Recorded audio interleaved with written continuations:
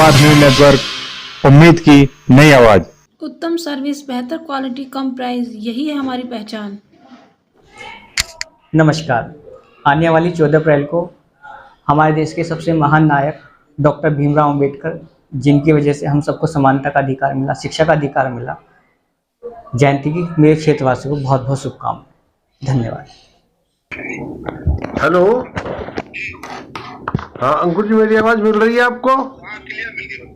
जी अंकुर जी, जैसे कि आप हम सभी जानते हैं कि आप पार्टी के अध्यक्ष हैं मेरठ जनपद में जी, और आपकी पार्टी को राष्ट्रीय पार्टी का दर्जा प्राप्त हुआ है। तो स्वीटनेस टाइम्स मल्टीमीडिया और दिव्य प्रभात न्यूज नेटवर्क की ओर से सबसे पहले आप बधाई स्वीकार कीजिए। बहुत बहुत धन्यवाद, आभार आपके दर्शकों का और आपकी पूरी टीम का बहुत बहुत धन्यवाद। अंकुर चौधरी जी, आप जानते ही हैं कि जिस प्रकार से उत्तर प्रदेश शासन ने स्थानीय निकाय चुनावों की घोषणा कर दी है और मेरठ में नगर निगम के चुनाव 11 मई को उसमें होने जा रहे हैं, दूसरे चरण में होने जा रहे हैं। आप किन तैयारियों के साथ उतर रहे हैं इन चुनावों में? देखिए, सब जहां तक तैयारी की बात है तो अभी तक सिर्फ एक आम आदमी पार्टी ऐसी है जिसमें कल माननीय राज्यसभा सांसद उत्तर प्रदेश के प्रभारी हमारे नेता संजय सिंह जी ने मेरठ में खुद आके प्रेस वार्ता की। उसके पश्चात एक कार्यकर्ताओं का सम्मेलन हुआ जिसमें ऋचा सिंह जी को मेरठ से आम आदमी पार्टी मेयर का प्रत्याशी हम सारे दल एक तरफ जहां मेयर प्रत्याशी की लिस्ट बनाने में और इन सब चीजों में उलझे, हम लोगों ने अपना प्रत्याशी घोषित कर दिया है। तो सबसे बड़ी बात चीज तो ये, हम लोगों को चुनाव में समय नहीं है। विधानसभा चुनाव के बाद से लगातार हम लोग संगठन पे हम लोग काम कर रहे हैं। नगर निगम ही नहीं, अपितु हम लोग नगर पंचायत, नगर पालिका परिषद तक हम लोग गए। वहां पर हम लोगों ने जो नगर पंचायत के प्रभारी नियुक्त किए, विधानसभाओं में विधानसभा की पूरी कमेटी उनके अध्यक्ष नियुक्त किए, उसके पश्चात नगर विधानसभा के हमने प्रभारी बनाए। तो लगातार हम लोगों ने काम किया, झाड़ू यात्राएं हम लोगों ने चलाई, हम लोगों ने सदस्यता अभियान चलाया। तो हम लोग लगातार संगठन की दृष्टि से, चुनाव की दृष्टि से लगातार लोगों के बीच में है और जनता के बुनियादी सवालों को लेकर इस मेरठ की धरती पे अगर सबसे ज्यादा प्रदर्शन किसी एक दल ने किए हैं तो उसमें आपको आम आदमी पार्टी का नाम ही आपको मिलेगा। अन्य आप याद करिए, जो इस समय विपक्ष में बैठा है एक दल, उसने कब कौन सा प्रदर्शन किया था ये मेरठ की जनता को नहीं पता। जी अंकुर जी, आप जानते ही हैं कि केंद्र सरकार पर हमेशा ये आरोप लग रहे हैं कि वो आप पार्टी पर और अन्य विपक्षी दलों पर वार कर रहा है जी, और खास करके आप पार्टी के शासन को चोट पहुंचाने की कोशिश कर रहा है। क्या ये बात सही कह सकते हैं आप? देखिए, इस बात का तस्दीक तो माननीय न्यायालय ने किया। अभी जब दिल्ली के अंदर एमसीडी के चुनाव हुए तो उसके बाद जब मेयर के चुनाव की बात हुई तो उसमें किस तरीके से एलजी ने हस्तक्षेप किया, एलजी ने किस तरीके से एल्डरमैन बनाने का काम किया, 10 नामित पार्षद जो है अपनी मर्जी से उसने बनाने का काम किया, जबकि उनको कोई संवैधानिक अधिकार नहीं, जिसपे कोर्ट ने टिप्पणी की और उसपे मामला न्यायालय में है। लगातार दिल्ली के जो काम है उनको रोकने का वो लोग प्रयास करते हैं, लेकिन हमको ये बात समझनी पड़ेगी कि जिस दिल्ली के अंदर अरविंद केजरीवाल का गुड गवर्नेंस मॉडल आज स्थापित है और अभी तो दिल्ली ने उसके बाहर भी लोग उसको चाहते हैं और लोगों ने बुलाया है। आप चाहे पंजाब हम लोग जीते हों, चाहे हम लोग गए हों वहां पे हमको 2 सीटें मिली हों, तो ये आम आदमी पार्टी की बढ़ती लोकप्रियता और विश्वसनीयता का कमाल है। हम लोगों ने मोहल्ला क्लिनिक बनाए, हम लोगों ने शिक्षा के क्षेत्र में स्कूलों को बेहतर करने का काम किया। आज दिल्ली में सरकारी स्कूल को आप जाके देखेंगे तो प्राइवेट स्कूल से बहुत बेहतर है। और खाली बिल्डिंग की बात नहीं कर रहा मैं, अगर रिजल्ट में बात करेंगे तो दिल्ली के सरकारी स्कूल का रिजल्ट उनसे बेहतर है। दिल्ली के सरकारी स्कूलों में बच्चे फ्रेंच भाषा सीखते हैं, तमाम भाषाएं बच्चे वहां पे सीख रहे हैं। तो दिल्ली के उप मुख्यमंत्री और दिल्ली के शिक्षा मंत्री, देश के सर्वोच्च शिक्षा मंत्री मनीष सिसोदिया ने जो करके दिखाया है वो नाकाबिल तारीफ तो कहेंगे। उनको प्रधानमंत्री जी को बुला के उनको सम्मानित करना चाहिए था, लेकिन ये लोग एक तरफ हमको प्रताड़ित करने का काम कर रहे हैं। दूसरी तरफ जहाँ सत्येंद्र जैन हमारे जो स्वास्थ्य मंत्री थे, उन पर इन्होंने ईडी ने उनको जबरदस्ती अभी तक हिरासत में रखा। वाहिगुरू जी का खालसा, वाहिगुरू जी की फतेह। मैं सरदार गुरशन सिंह बिट्टू अपने सारे देशवासियों ਨੂੰ ਵਿਸਾਖੀ ਦੀ ਲੱਖ ਲੱਖ ਵਧਾਈ ਦਿੰਦਾ। ਨਾਲ ਹੀ ਭੀਮ ਰਾਓ ਅੰਬੇਡਕਰ ਜੀ ਦੀ ਜयंती आ रही है, ਉਹਦੇ ਲਈ ਵੀ ਸਾਰਿਆਂ ਨੂੰ ਵਧਾਈ ਦਿੰਦਾ। पूरे देशवासी इस पर्व नूं हसी खुशी मनाउण और सारे मिलजुल के रहन, यही मेरी शुभकामनाएं हैं। धन्यवाद। सत्येंद्र जैन जी की बात कर रहे हैं आप।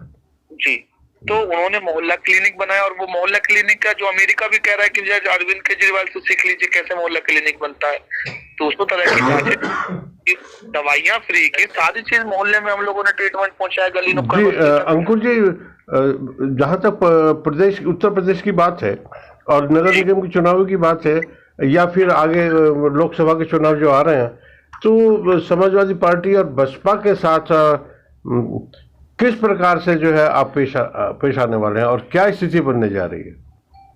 देखिए, स्थिति स्पष्ट है। आज एक तरफ वो दल हैं जिन लोग जो अभी नगर निगम के इस चुनाव में महापौर का प्रत्याशी घोषित नहीं कर पा रहे, इससे तैयारी का आपको आदेश अंदेशा आपको हो जाएगा। हम लोग पूरी तरीके से तैयार हैं इस नगर निगम के चुनाव का, विधानसभा चुनाव पूरी मजबूती से लड़े। उत्तर प्रदेश जातिगत आधार पे जिन पार्टियों ने इतना विद्वेष और विध्वंस यहाँ पे मचाया है कि लोग सोचने को मजबूर हैं। आम आदमी पार्टी मुद्दों के आधार पे राजनीति करते हैं, ये जाति के आधार पे राजनीति करते हैं। हम लोग बिजली, पानी, शिक्षा, स्वास्थ्य, रोजगार के नाम पे राजनीति करते हैं, वो लोग मारो काटो राज करो के नाम पे राजनीति करते हैं। उत्तर प्रदेश में खेल है सत्ता से पैसा और पैसे से सत्ता का, लेकिन अरविंद केजरीवाल जी के बुनियादी सवालों पे वो लोग बात करते हैं। अब देखिए, जब 2022 में हम लोग यहाँ चुनाव लड़ने आए तो हमने कहा किसानों को फ्री बिजली देंगे। अगर आम आदमी पार्टी अरविंद केजरीवाल नहीं आई होती तो ये बिजली फ्री नहीं होती। आप देखिए, हम दिल्ली में 200 यूनिट फ्री देते हैं, पंजाब में 300 यूनिट फ्री देते हैं, लेकिन उत्तर प्रदेश की जनता को हमने गारंटी दी थी कि हमारा सहयोग करिए। क्या उत्तर प्रदेश की जनता को राहत मिली? ये सारे बुनियादी सवाल हैं। अंकुर जी, ये जो HM फैक्टर है वो कितनी बड़ी भूमिका निभाने जा रहा है? क्या करें सर? HM फैक्टर, हिंदू मुस्लिम। देखिए, हिंदू मुस्लिम फैक्टर मेरी समझ से ये है कि भाजपाइयों के लिए खाद पानी का काम करता है। उन लोगों के लिए सबसे आसान है कि हिंदू मुस्लिम करो और चुनाव जीत के निकल जाओ। हम कहते हैं कि आप स्कूल पे बात करो, आप शिक्षा पे बात करो, आप रोजगार पे बात करो, आप स्वास्थ्य पे बात करो, है ना, जो मूलभूत जरूरत है उन पे बात करो, लेकिन नहीं वो हिंदू मुस्लिम करेंगे। जब जब चुनाव हिंदू मुस्लिम पे होगा तो मैं पूरे दावे से और बड़ी संजीदगी से ये बात कहता हूँ कि भारतीय जनता पार्टी जीतेगी। जब जब मुद्दों के आधार पे चुनाव होगा आम आदमी पार्टी जीतेगी, अरविंद केजरीवाल जीतेगा। अंकुर जी, कांग्रेस एक बड़ा विकल्प रहा और बड़ा विपक्ष रहा है, किंतु काफी समय से देखा जा रहा है कि कांग्रेस की गिनती करने में भी लोग हिचकिचाते हैं। आप क्या कहते हैं? नमस्कार, मैं सर्वेश पुंडीर, राष्ट्रीय लोकदल महिला प्रकोष्ठ की जिलाध्यक्ष। बाबा भीमराव अंबेडकर साहब जो संविधान के निर्माता हैं, उनकी जयंती पर अपने सभी देशवासियों, प्रदेशवासियों और अपने मेरठ वासियों को हार्दिक शुभकामनाएं देती हूँ। देखिए, मैं किसी और दल के बारे में तो नहीं कहूंगा। कांग्रेस की जहां तक बात है तो कांग्रेस को नेताओं को उसकी लीडरशिप उनको बनाना चाहिए, उन लोगों को जाना चाहिए। क्या आप ये कहना चाहते हैं कि कांग्रेस की लीडरशिप कमजोर पड़ गई है? देखिए, अगर पार्टी निरंतर हारती है, पार्टी निरंतर घटती है, तो लीडरशिप ये उनके लीडरशिप को, उनके संगठन को देखना चाहिए। जी जी, मैं तो अपने दल की बात कर सकता हूँ। हाँ, नहीं, बिल्कुल सही बात है, लेकिन माफी चाहूंगा, रोक रहा हूँ बीच में आपको, लेकिन जिस प्रकार से राहुल गांधी जी की जो सदस्यता लोकसभा की वो समाप्त हुई है, उनके जो उनका स्टेटमेंट आया था, आप उसको कितना सही मानते हैं, उनके स्टेटमेंट को और उनके इस निष्कासन को, निलंबन को?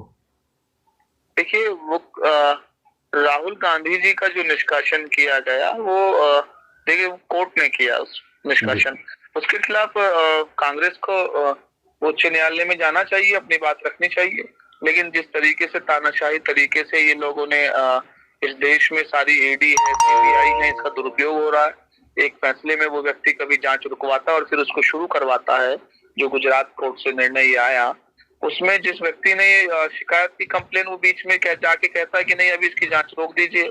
जैसे ही राहुल गांधी सवाल उठाते हैं, बात करते तो फिर शुरू करा देते हैं। तो कहीं ना कहीं जनता समझ रही है, देख रही है, लेकिन कांग्रेस की लीडरशिप को इस पे सोचना चाहिए और उनको उच्च न्यायालय में जाना चाहिए। आपकी आज हमारी हुई बातचीत का एक आखिरी और महत्वपूर्ण सवाल कि जैसे कि मैंने आपको शुरू में ही बधाई दी है कि आपकी पार्टी राष्ट्रीय पार्टी का दर्जा प्राप्त कर चुकी है, और आप वैसे तो आपकी पार्टी वैसे तो सभी देश के सभी महापुरुषों को बराबर सम्मान करती है, और बाबा साहब अम्बेडकर को विशेष रूप से वो, और शहीद आजम भगत सिंह को विशेष रूप से जो है दर्जा देती है, और उनका विशेष रूप से उनका मान सम्मान करती है। और 14 अप्रैल आ रही है बाबा साहब अम्बेडकर की जयंती। इस अवसर पर आप क्या संदेश देना चाहेंगे, और क्या दलित समाज को आप जोड़ पाएंगे?